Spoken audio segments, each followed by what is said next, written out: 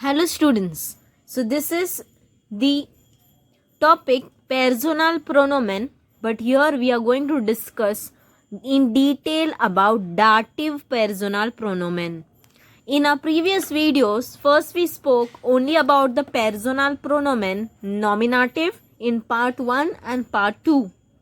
In our next video, we spoke only about the personal pronomen in accusative case. In this last video of personal pronomen, we are going to talk about only dative case. So if you haven't watched our previous 3 videos, please go and watch them and then come back to this video so that you will understand each and every concept in more detailed manner. Even when you are doing any particular topic of personal pronomen, always go back to the basic video, revise it, and then only come back to the current video. So over here, let's talk about dative. Now students, one important thing you will recognize or you will observe over here, that the accusative column and dative column, the meanings in English are the same. Because in English, we only have a subject and object. Yeah. So in German, we have this third concept called dative in more specific manner. Accusative is a person on whom the action is done. This person is a doer. On him, the action is done. And this person is a receiver. Yeah. So these are the cases. So subject, direct object, indirect object are the concept. Now the meaning of accusative and dative, though in English the meaning is same, but in German they have two different concepts. These people are normally the things on whom we do action, and these are the receiver. Yeah, though the meaning is same. Now for example, I'll just give you one example taking in consideration accusative him and dative him. Now, for example, let's write one sentence. So, we had seen in our previous video about the word brauchen. Okay. So, let's talk about brauchen again. So, Peter braucht Vater. In this particular sentence, Peter is a doer. So, of course, he will become er, and you also know how it becomes er. You have watched in a previous video what to do with the nouns, how to substitute pronouns instead of a noun. Braucht and Vater, on him we are doing action. So, it will be accusative and ihn it will be. Now, let's talk about dative in the same concept. Now, for example, Peter gibt, G-I-B-T, gibt. Peter gibt Vater ein Auto.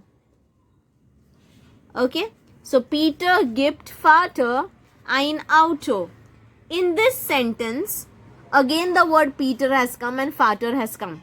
But in this sentence, though Peter is a doer, because Peter is doing action of giving. So action of giving. But what is Peter giving? Peter is giving a car. So car is accusative because direct action is happening on car. Car is accusative. Yeah. Now if you get sometimes confused, Vater is accusative or auto is accusative, just keep in mind that the dative are receiver. The meaning of dative concept is receiver. So in this sentence, who is the receiver? Vater is the receiver. So Vater cannot be accusative because Vater is receiver. So Vater is a receiver and so he is dative. So in our previous sentence, Vater, on Vater we were doing action. In a second sentence, Vater is a receiver. We are not doing action on father. So we cannot say IHN in for Vater in this sentence. So the sentence will be er gibt. Now, Vater is dative. So, go to your dative concept. In dative third person, IHM, im. Third person singular. Im, IHM, M for mango.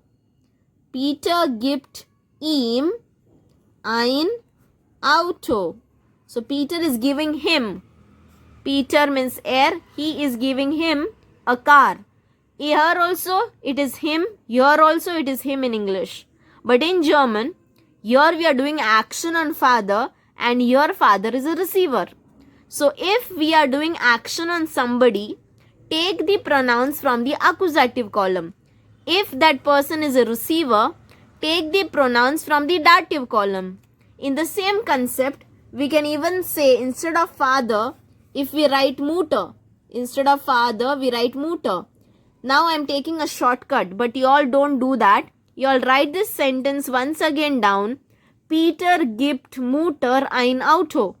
And then you make it in a pronoun way. So gibt, now her.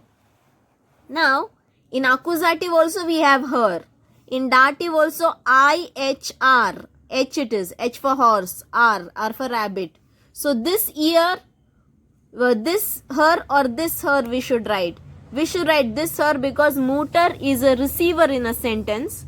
So IHR will come. So gibt ihr, small IHR, ihr, ein Auto. So you have to be careful. Yeah. So are they receiver or are we doing action on them? So in this manner, please frame some sentences with geben. G-E-B-E-N. Geben means to give. You can frame some sentence with the word schenken. Schenken means to gift. At least frame sentence with some of this for the proper conceptual meaning. And then you can try complex sentences also. First, give me some simple examples with proper pronouns. Yeah, use properly the pronouns. And do send it to me for checking. The pronunciation we will see for dative pronouns. Mir.